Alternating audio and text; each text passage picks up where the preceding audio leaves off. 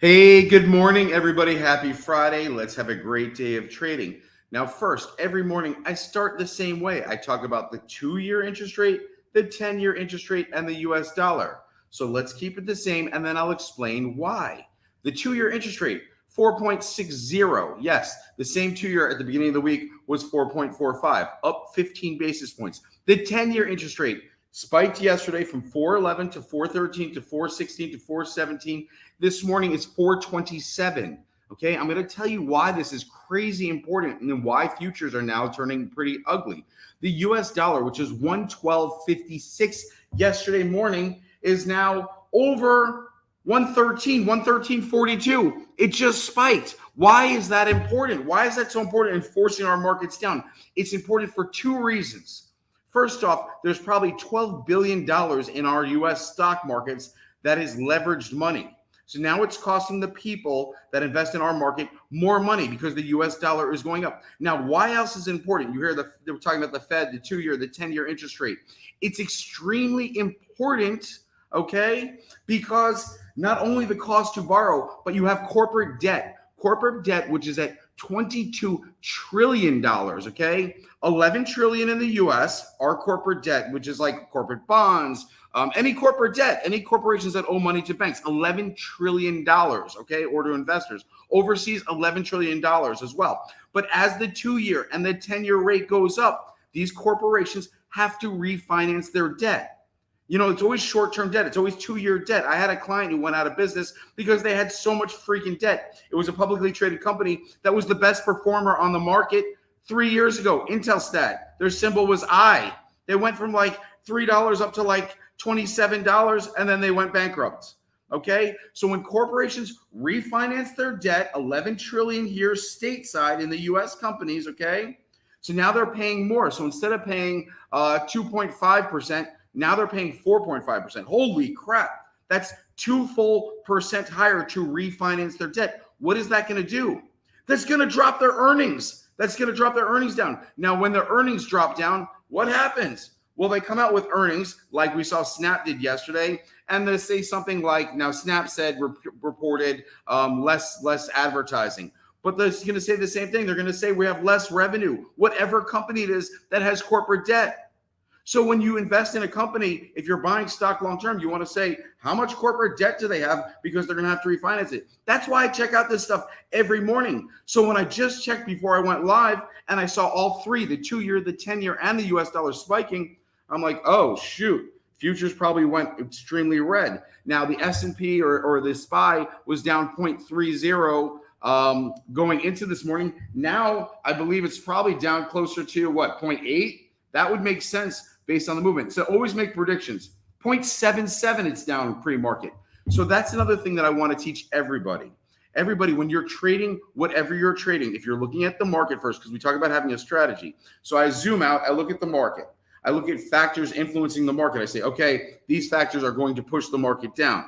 Then I look for a stock that's been sold off that will continue to sell off, okay? And that's how I pick a stock. That's how I come up with a strategy. If I thought today would be a turnaround day, I would look for a stock that's gotten beaten up, but that's shown some support. Something like Carnival or Norwegian Cruise Lines. I don't like cruise ships, but those stocks have shown support, telling us we're maybe at the bottom. I see someone asking a question about Amex. I will talk about American Express, which I had earnings this morning. But first, we're going to talk about the SPY. But first, actually, let me just see. I thought I was going to talk about, I wanted to share something with you all. So good. This isn't something I received on Webull or somebody's posting on Webull. I'm just going to read it. It says, only possible thanks to Market Matt channel, thanks to the affordable platform and the videos and the rules. He's been with us since 2021, which is like a year and a half, blowing up his account more than a few times, but recently took $300 in September, figured it out finally, and he just made $5,000 last month. $5,000 in profit from $300, which brings me to my current challenge on Moomoo, where I put in $100 and now it's up to $1,100. I didn't trade yesterday because you have to have focus. If you're not around to have a strategy, to have focus, you can't trade.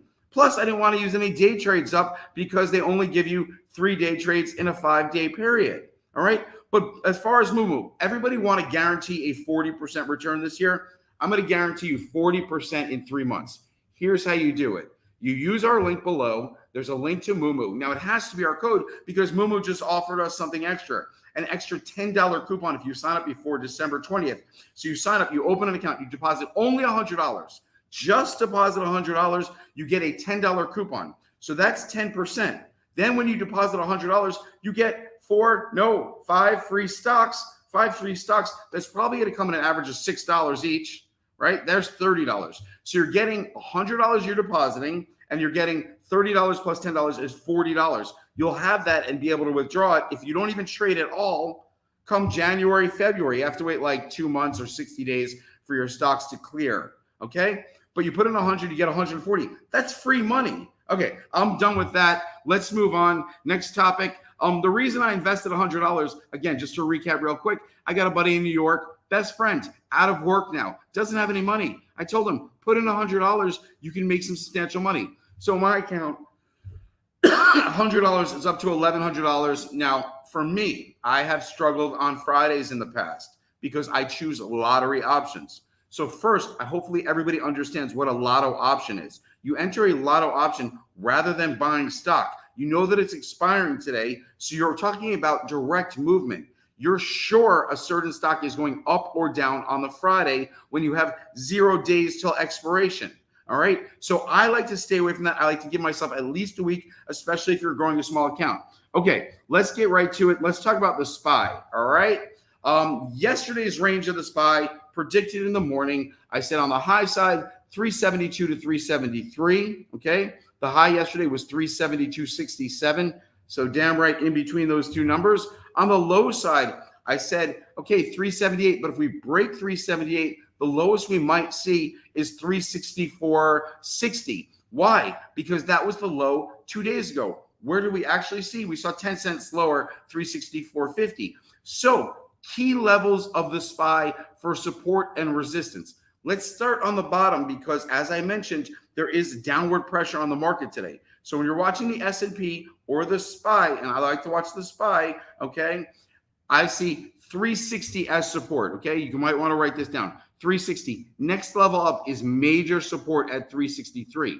I tell you it's major support because if you see the market open and you see the SPY drop below 363 to like 362.50, there's a good chance we're going to go down to 360 today.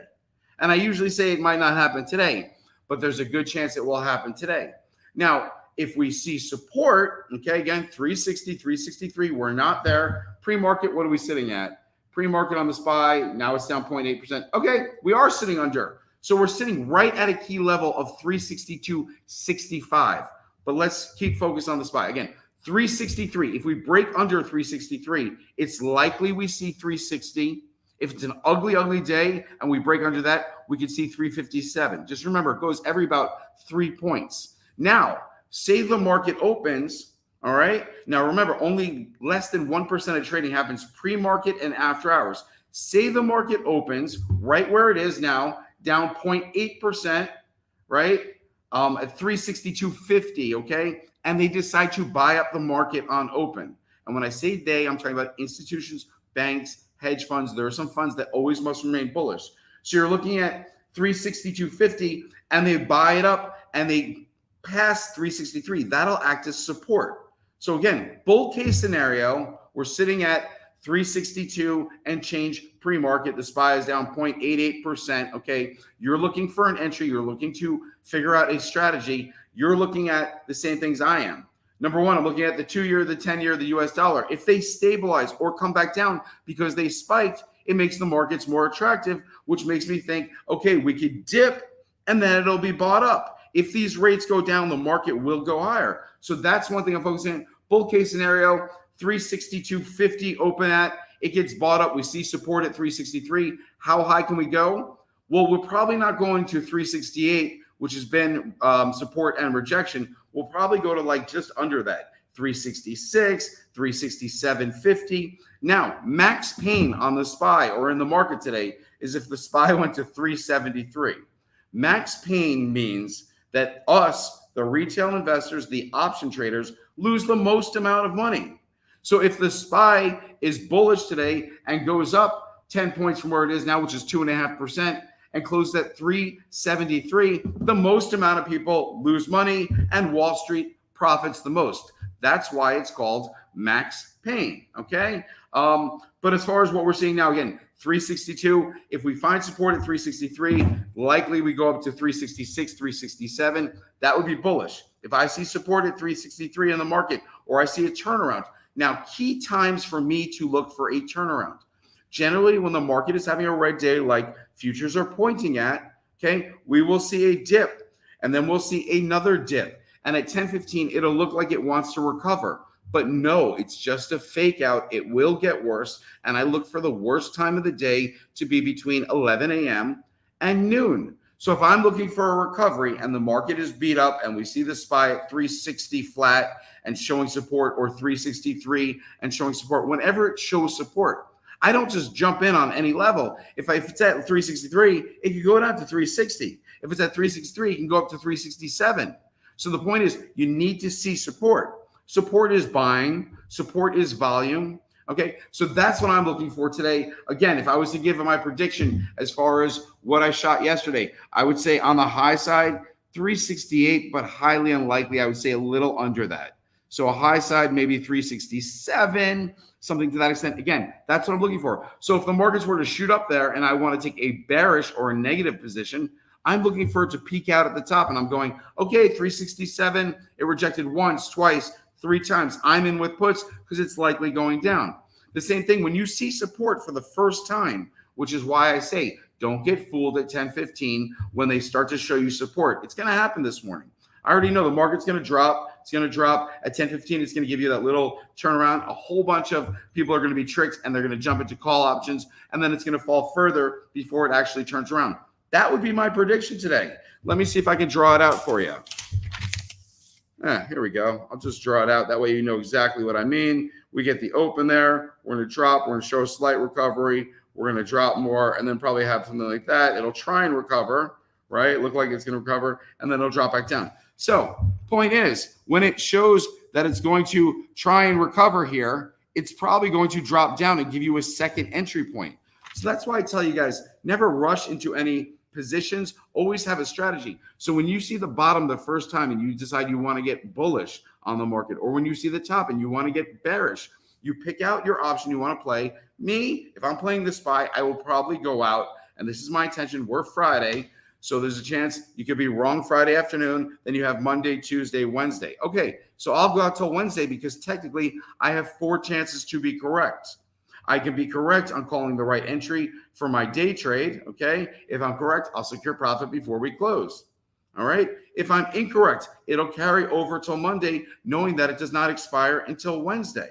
All right, so again, my looking on the SPY, I'm thinking 360 possible low. It would have to be really ugly day for it to touch under there. And if it does, I still find it hard to believe that it would go down to 357. So 360, and as we sit at 362, we're talking about another 0.5%. So maybe the SPY drops 1.4% at worst. Right now it's hovering around the 363 area. Again, going into the fourth quarter, I saw institutions buying up the market. So I'm thinking to myself, I'm going to be bullish heading into the end of the year, even though there's so much minutia going on in the world and the market. Okay, let me answer some questions. Ken's with me. How do I know it's a bottom? I always talk about a bottom. Okay, so there are multiple ways to talk about the bottom or finding the bottom. If you're looking for a stock, okay, you want to look for support. Support is inflow. It's when you're looking at those charts on Webull or Moomoo or Robinhood, and you see their red lines, which is outflow, or green, which is inflow.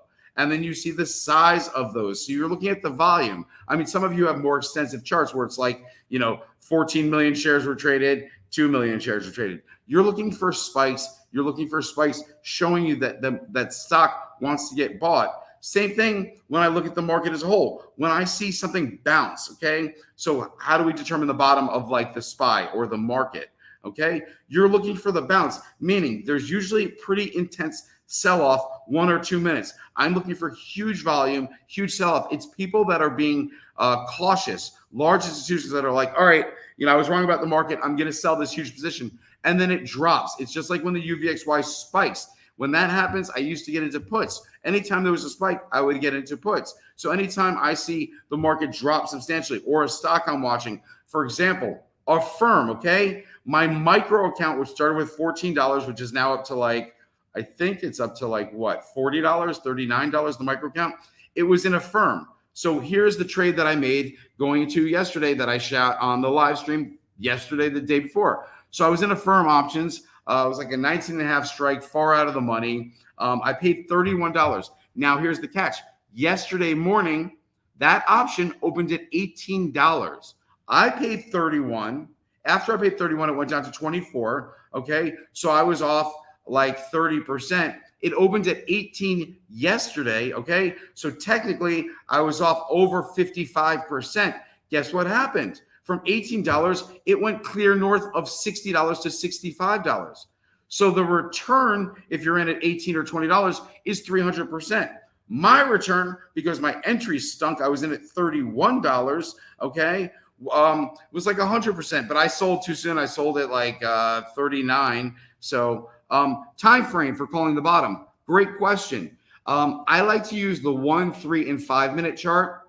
The 1 minute chart I call my sniper chart because it helps me figure out, could this possibly be turning? Because there are multiple times during the day when the market might be getting ugly, but the 1 minute chart looks good. So the 1 minute chart is just like an alert that I use, like, oh, okay, it could be turning now. And then I zoom out. I go 3 minute from there. So if the 3 minute chart supports a turnaround, and again, you'll see it because not only will the price be wavering or hovering, it'll actually show a little bounce and then it'll sell off, show a little bounce, but it's staying above the bottom line, okay? Whatever the low on the day was, it's staying above. So, and when I'm trading options, the same way you look at charts for stocks, 1 minute, 3 minute, 5 minute, I look at options, I look at tick by tick, okay? And then I also look at the 1 minute chart on the options because the same thing on the options, whereas you're looking for, you know, if this is your option price, you're looking for, okay, it hit there once already. I could have paid 22 cents, you know, up here is like $45. So I'm going to say, okay, I'm hoping it comes back down. I'll pay $22. So that's why I say never chase an option. Whatever play you're looking at, calls or puts, whether it's a few days out, a day out, whatever it is, you look for the low on the day. So you're looking like me at like 11:20 a.m. I'm looking to get into position. I see the low on the day of an option I want to buy is $1.08. It's currently trading at $1.22. So it's up like 12% from the low. I say to myself, okay, maybe I won't get the absolute low of $1.08 or $108 per contract, but it's trading at 122 is the bid. The ask is 125. No way I'm paying that. So I would say, okay, if it comes down and comes close to the 108 mark, I would be willing to pay $1 and, you know, 12 or 113, $112, $113. Again, it's up here. So my bid is going to be 9% under the current level, which is closer to the bottom. So that's how I call the bottom. I look at history. You can't just make up a number in your head and be like, okay, the bottom is going to be 32. Who knows? But you base it on the history. So you'll go to a chart. Let's say you want to invest in a PayPal option. Calls or puts, I don't care. You'll go out 2 weeks. You'll open the chart. You could open the 5-day chart. You can be like, okay, look, it was worth $6. Now it's worth $1.80. I think it's going to turn around. There's a good strategy, but you don't just buy it at $1.80. Then you zoom in and you go to the 1-day chart, 1 minute or tick by tick, and you look at it and go, okay, it's trading at $1.80 right now, but earlier today it was trading at $1.48. Well, let's assume it goes closer to the $1.48 at some point during the day. Now, I mentioned some point during the day because when I give my Affirm example, I bought at 31. It then went to 24. So if I had waited an extra 10 minutes, 20 minutes, I could have got in cheaper. If you always say that to yourself, man, if I had waited 10 minutes, I'm looking at my phone, I'm down 18%. I have something called the 5-minute rule, meaning when I'm going to buy or sell something, I make myself wait 5 minutes because on the way in, I can usually get a better price. And when I'm going to sell something, I usually get a better exit when I wait 5 minutes. I'm generally early. So that's my rule. You guys should have a journal that you journal things down. That could be your rule. Matt, is Amex a buy at this level? Okay. So there might be a couple of companies. We could talk about Amex, we could talk about Snap, and we could talk about Tenet, okay? So there's 3 stocks. One's healthcare, Tenet Health, which is down 20% pre-market. I know institutions are buying this. I know when the market opens, THC will get bought up. It's down 20% pre-market. Yeah, it could drop to like 22% down or something like that. But I know if you hold on to the stock in a month, in 2 months, this stock will be up. That's THC. We'll get to Amex because I got to look at Amex as well. But the same thing with Snap. So hedge fund woman that I used to be friends with is talking to my buddy, and I spoke to them about Snap yesterday. This is after hours, after the market closed. They were out drinking. I just called my buddy to shoot the shit for a second. He was talking with her. They were talking about Snap, and her feeling is on Snap, they're already heavily invested, their funds. So the only thing she's going to do this morning is purchase more. All right.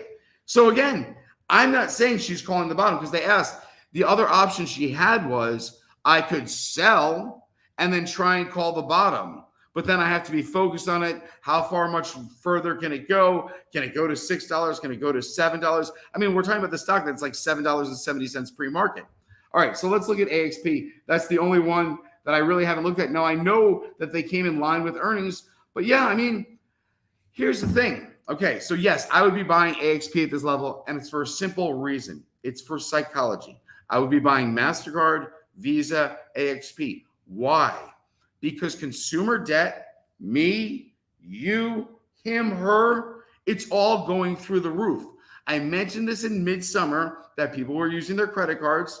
I mentioned that default rates were not going up yet because it generally takes 6 to 9 months. So we started talking about this in, let's say, May, June. 6 to 9 months would be the first quarter of next year.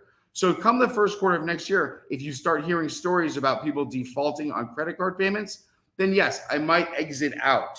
But right now, credit card debt is through the roof. So Amex, Visa, MasterCard. Now, Amex came in line. I would have to go over the report to see what I really thought. Okay, so we spoke about the bottom. We spoke about what I'm expecting. Oh, real quick, don't guess on the market. Don't be like, Friday is going to be bloody red. The market's too hyped. If the SPY is going down to 350, shouldn't think that way.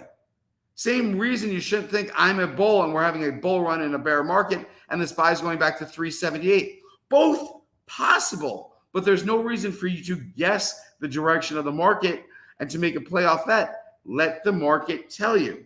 Now, again, going to earnings yesterday, Snap, I looked at it after hours, but all the big flow on Snap were puts. Golden sweeps on puts, everything on puts, things of that. Okay, I think we have one more question. What happened to BBig? Yeah, I mean, I don't control that. So what BBig did to screw themselves up is, first off, when they did that offshoot company, so you got a share, you had BBig, and then you got, for every 15 shares of BBig, you got 1 share of this other company, which they didn't quite explain well enough. Okay, so that drove BBig price down from wherever it was, like $3 to like $1.50, $1.40. There was still a ton of short interest there. I don't control what the company does, but I could tell you, I wouldn't be playing that meme stock now. Just like I told people, don't play Mullen. Remember Mullen, M-U-L-N, was like $2, and I'm like, just get out. This thing could be like 20, 30 cents.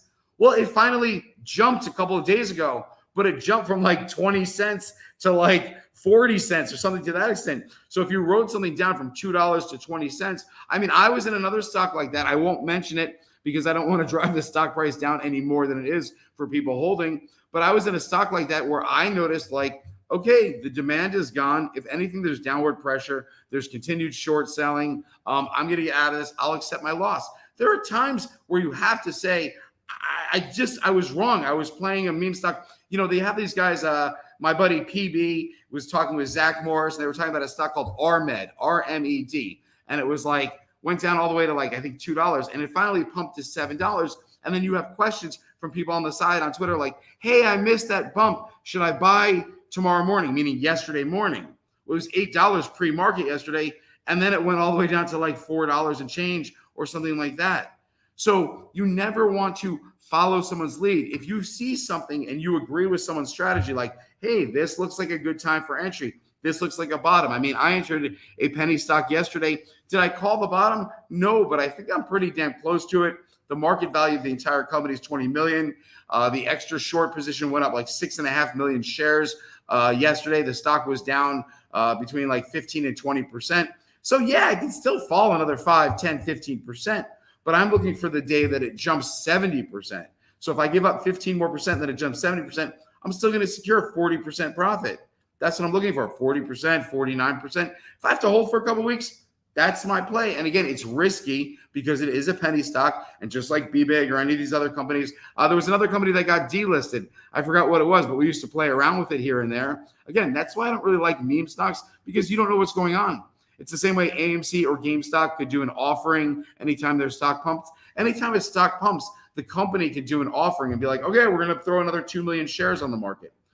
All right, excellent. So let's see where the SPY is sitting right now. I'll give you my real quick end of prediction. So what the space in the SPY, it broke 272 and 65 top bottom. Yeah. So yesterday's call was dead on. Again, exiting yesterday, I said, and I wrote it on my chart the same way I wrote down yesterday's prediction after Wednesday's market close. I thought yesterday that possibly we'd see 368 on the top side and 361 on the bottom side. Now, that's before the 2-year, the 10-year, and the U.S. dollar spiked. So I'm going to take a quick look at the 2-year, the 10-year. Okay, the U.S. dollar is now, it was at 112.56. It's 113.76. That is crazy expensive, and it could go higher. The U.S. dollar a couple of weeks ago was 110. It was also 114, closing in on 115. So that is not a good sign. Let's look at the 2-year. The 2-year bumped up another 1 basis point. So I'm assuming the SPY is off probably, 0.9. 4.30 now, 4.29 for the 10-year.